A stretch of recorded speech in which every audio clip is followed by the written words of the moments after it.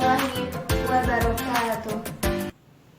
Bismillah, alhamdulillah, assalatu wassalamu ala rasulillah wa ala alihi wa sahbihi wa mawalah.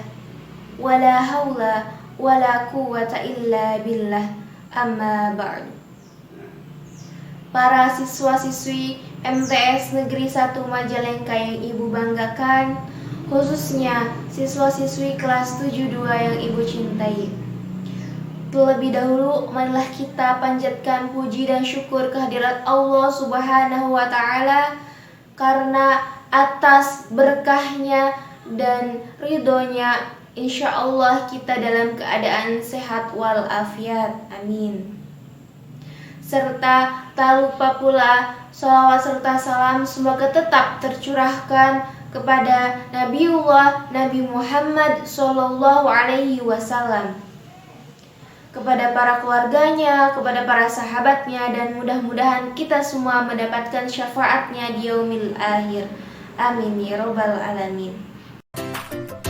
Anak-anakku, siswa-siswi kelas 72 yang Ibu cintai, mungkin di antara kalian sudah ada yang tahu sama Ibu atau sudah ada yang kenal, karena sebelumnya Ibu sudah tampil dalam kegiatan belajar mengajar kelas 76.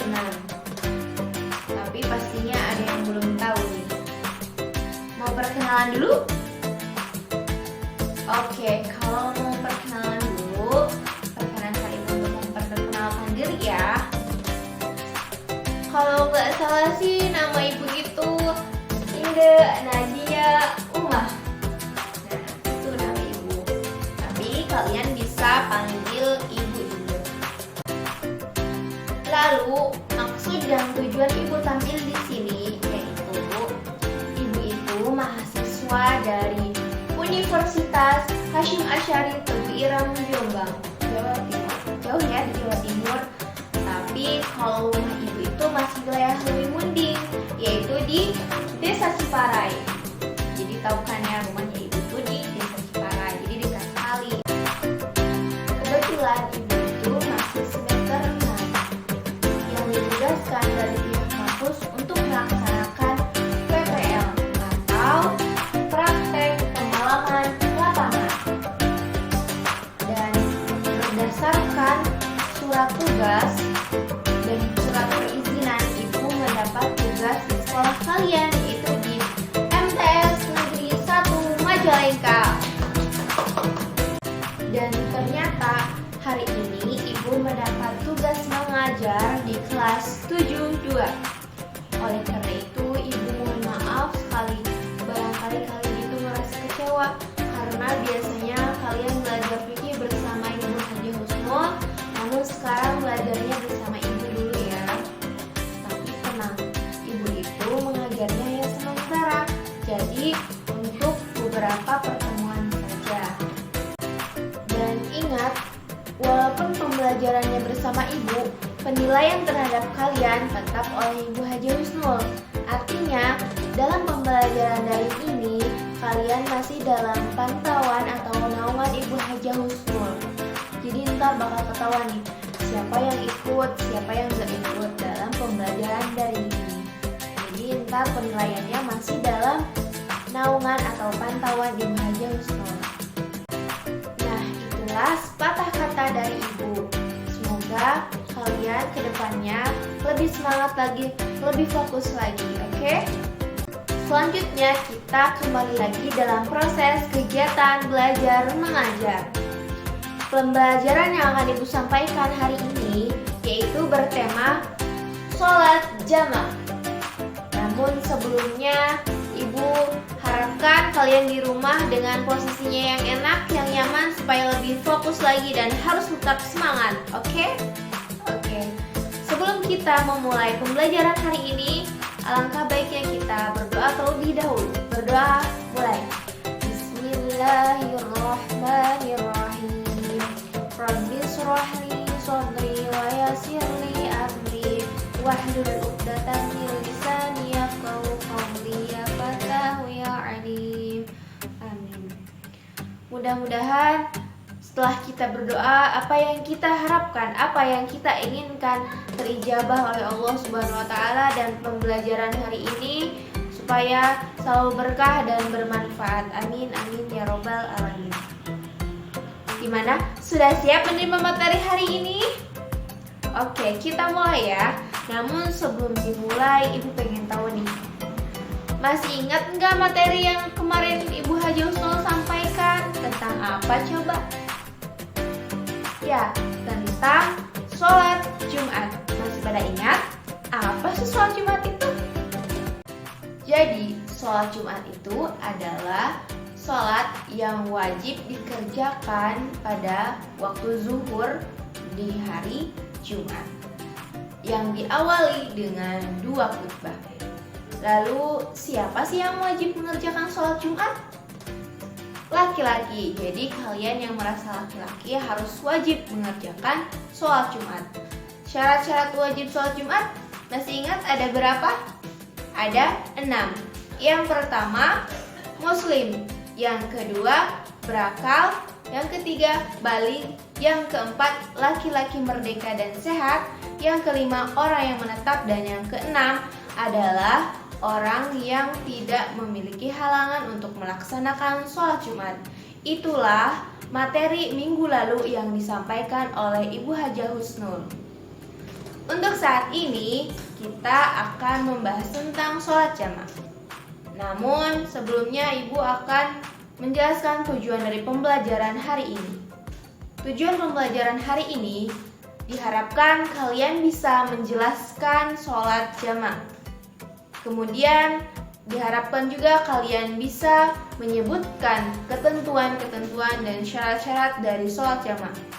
Lalu kalian juga bisa mempraktekkan dalam kehidupan sehari-hari dalam situasi dan kondisi tertentu. Itulah beberapa tujuan yang diharapkan dalam pembelajaran hari ini. Baik, apakah kalian sudah siap untuk menerima materi hari ini? Ibu akan jelaskan lebih rinci lagi tentang sholat jamaah.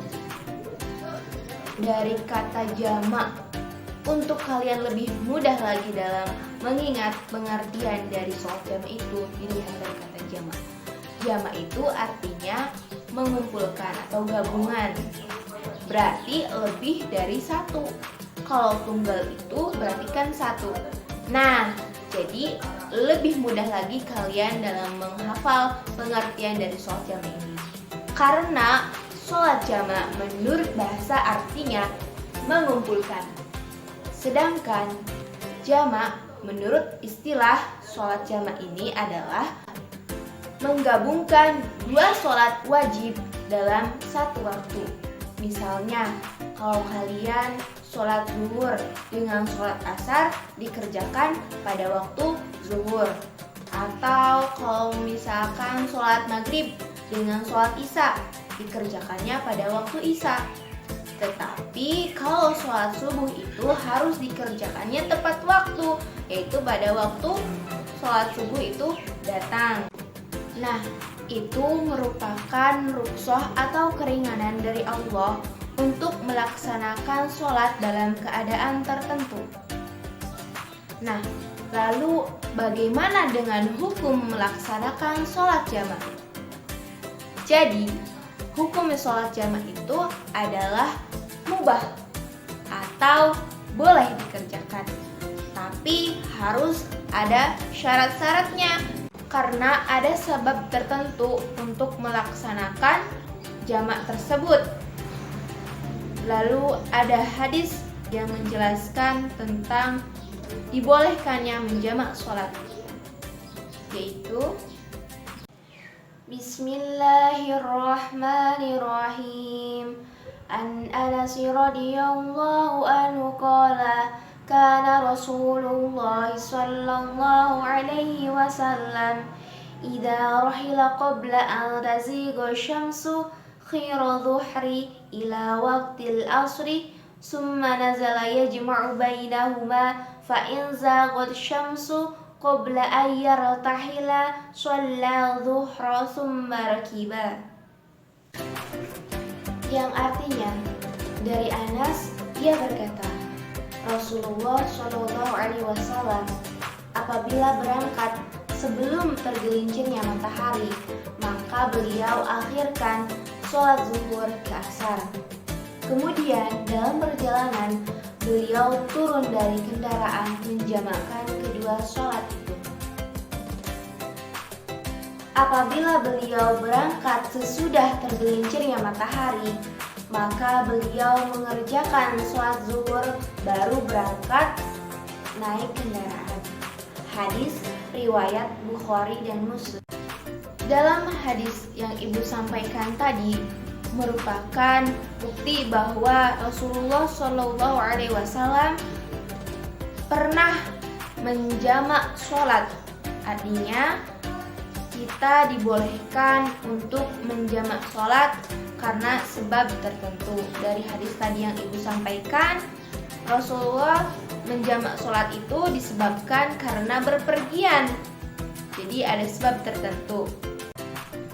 Dan hal yang harus kalian perhatikan ketika bepergian, kalian harus lebih hati-hati dalam waktunya. Misalkan kalian akan sholat zuhur dan asar dengan menjamak takhir. Ternyata setelah sampai di tujuan itu waktu zuhur masih ada, maka itu tidak boleh menjamak, maka langsung melaksanakan sholat zuhur.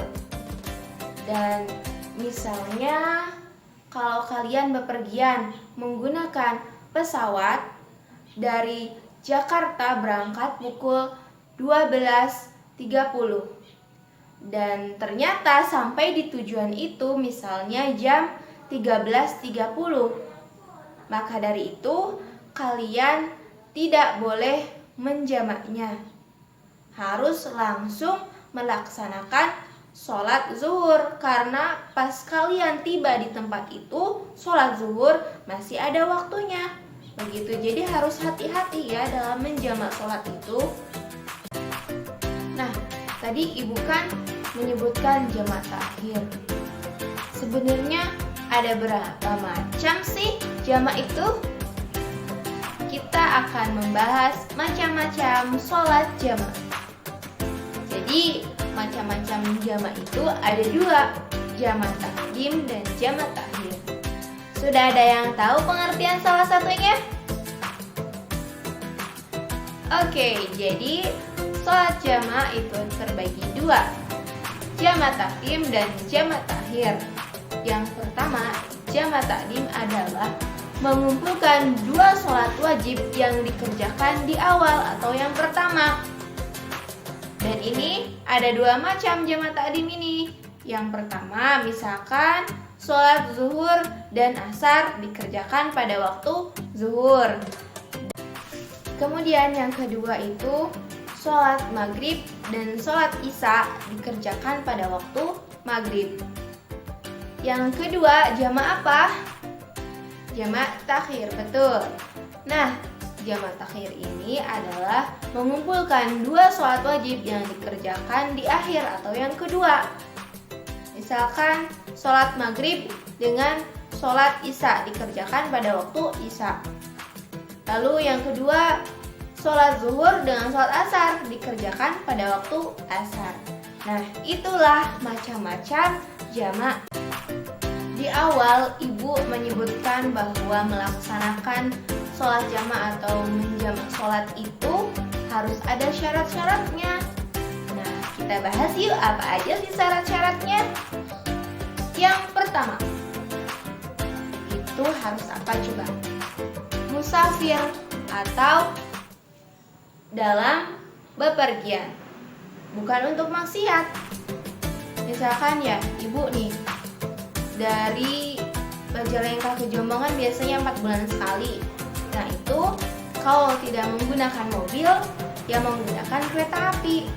Jaraknya kan jauh. Nah, ngomongin jarak nih, untuk menjamak sholat itu ada minimal batasannya loh jaraknya. Jadi tidak sembarangan. Minimal jarak untuk melaksanakan sholat jamak itu 80,64 km. Nah, tadi kalau misalkan ibu ya dari Jombang ke Majalengka atau dari Majalengka ke Jombang itu jaraknya 500 lebih. Nah, berarti dalam syarat ini ibu posisinya bisa melaksanakan sholat jamaah. Tetapi untuk selanjutnya syaratnya apa? Tidak makmum dengan orang yang mukim. Jadi ketika ibu di perjalanan nih, terus sholat di masjid atau di musola, nah tidak boleh berjamaah dengan orang yang mukim tersebut. Dan yang terakhir apa coba? Tentunya harus dengan niat akan menjama. Nah, itulah syarat-syarat dari sholat jamaah. Tadi ibu udah bahas pengertiannya, lalu macam-macamnya, kemudian syarat-syaratnya. Dan ada yang tanya, Bu, kalau misalkan sholat jamaah itu dilaksanakan bagi orang yang tidak musyafir gimana? Ada yang tahu jawabannya? Jawabannya boleh, tapi dalam keadaan darurat. Misalkan kalau kalian itu sudah terbiasa sholat di masjid atau di musola dan lokasinya itu jauh dari rumah, kemudian keadaannya itu sedang hujan lebat disertai dengan angin kencang sehingga membasahi tubuh kalian yang menyebabkan kalian akan sakit, itu diperbolehkan menjama.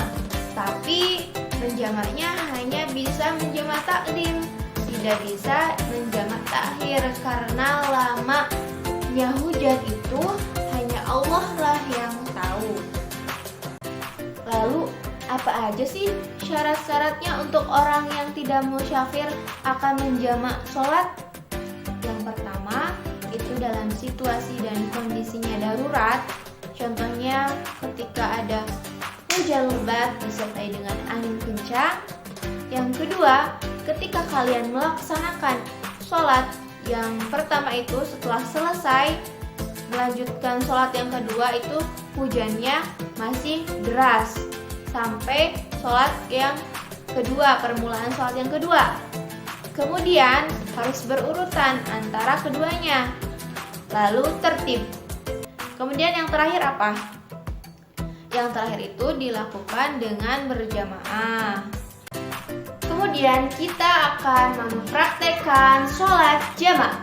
Apakah yang di rumah masih semangat? Masih semangat kan? Oke, kalau masih semangat, kita akan mempraktekkan sholat jamaah bersama. Sholat jamaah itu kan ada dua, jamaah takdim dan jamaah takhir. Kita akan mempraktekkan yang jamaah takdim dulu. Contohnya kalau misalkan sholat zuhur dan asar dikerjakan pada waktu zuhur. Yang pertama kita harus apa dulu? Harus niat. Gimana coba niatnya? Kita baca bareng-bareng ya. Bismillahirrahmanirrahim. Usolli fardhu dhuhri arba'a raka'atin majmu'an ma'al asri jam'an taqdiman mustaqbilal kiblati adaan lillahi ta'ala. Allahu akbar. Setelah kalian takbiratul ihram, kalian melaksanakan sholat zuhur seperti biasanya. Lalu sholatnya kan diakhiri dengan salam. Setelah kalian selesai melaksanakan sholat jamaah yang pertama, sholat zuhurnya, kalian harus langsung berdiri. Jangan sampai ngobrol atau bercakap-cakap atau yang lainnya. Jadi harus langsung dengan niat seperti apa coba? Kita baca bareng-bareng lagi ya. Yang kedua, Bismillahirrahmanirrahim. Usolli fardhu asri arba'a raka'atin majmu'an ma'al dhuhri jam'an taqdiman mustaqilal kiblati adaan lillahi ta'ala. Allahu akbar. Seperti yang tadi, sama setelah takbiratul ihram langsung melaksanakan sholat asar seperti biasanya. Kemudian salam. Nah, itulah praktek atau tata cara jamaah takdim. Kemudian kita akan mempraktekkan yang jamaah takhir, yaitu Contohnya kalau misalkan kalian sholat maghrib dan isya dikerjakan pada waktu isya. Sama tadi caranya, kita niat dulu. Niat bareng-bareng lagi ya. Yuk. Bismillahirrahmanirrahim. Usolli fardhu maghribi salasa raka'atin majmu'an ma'al isya'i jam'an ta'khiran mustaqbilal qiblati adaan lillahi ta'ala. Allahu Akbar. Setelah takbiratul ihram, kalian langsung melaksanakan sholat maghrib seperti biasanya. Kemudian salam. Seperti yang ibu sebutkan tadi, kita harus langsung berdiri. Jangan apa? Jangan ngobrol, jangan bercakap-cakap. Langsung berdiri. Terus kita akan melaksanakan sholat yang kedua, yaitu sholat isyanya. Dengan niat seperti apa? Kita baca bareng-bareng lagi ya. Bismillahirrahmanirrahim. Usolli fardhu isya'i arba'a raka'atin majmu'an ma'al maghribi jam'an takhiran mustaqbilal qiblati adaan lillahi ta'ala. Allahu Akbar. Setelah takbiratul ihram, sama lagi seperti yang tadi, melaksanakan sholat isya seperti biasanya, lalu salam. Nah, itulah tata cara sholat jamak takdim dan jamak takhir. Semoga kalian bisa mempraktekkannya di kehidupan sehari-hari dalam situasi dan kondisi tertentu. Itulah materi yang ibu sampaikan untuk hari ini. Apakah ada yang mau bertanya? Kalau ada yang mau bertanya, silakan WA saja ke grup kelas. Kemudian kita akan menyimpulkan materi hari ini. Yuk kita simpulkan bersama. Jadi sholat jamaah itu apa? Sholat jamaah itu adalah mengumpulkan dua sholat wajib dalam satu waktu. Ada berapa macam coba? Ada dua, yaitu jamak takdim dan jamak takhir. Kemudian syaratnya apa? Yang pertama musafir atau dalam perjalanan, bukan untuk maksiat. Kemudian yang kedua itu jarak perjalanan minimalnya 80,64 km. Kemudian apa? Selanjutnya tidak berjamaah dengan orang yang menetap atau mukim. Yang terakhir berniat untuk menjamaah. Nah, itulah sekilas kesimpulan dari materi kita hari ini. Selanjutnya, ibu akan memberikan tugas kepada kalian berupa link yang udah ibu share ke grup WA. Nanti caranya gampang sekali. Ketika kalian akan klik link itu, tinggal kalian isi saja poin A, B, C, D di situ. Tinggal klik misalkan yang bagian pertama. Lalu kalau sudah selesai sampai nomor 10, kalian tinggal klik kirim. Anak-anakku yang ibu cintai dan ibu banggakan, alhamdulillah pertemuan hari ini telah selesai. Namun sebelumnya ibu ucapkan terima kasih karena kalian telah belajar bersama ibu. Dan ibu mohon maaf sekali, pasti ibu banyak kekurangan dan kesalahan. Sebelum kita mengakhiri pelajaran hari ini, marilah kita membaca hamdalah. Alhamdulillahirabbil alamin. Terima kasih. Wassalamualaikum warahmatullahi wabarakatuh.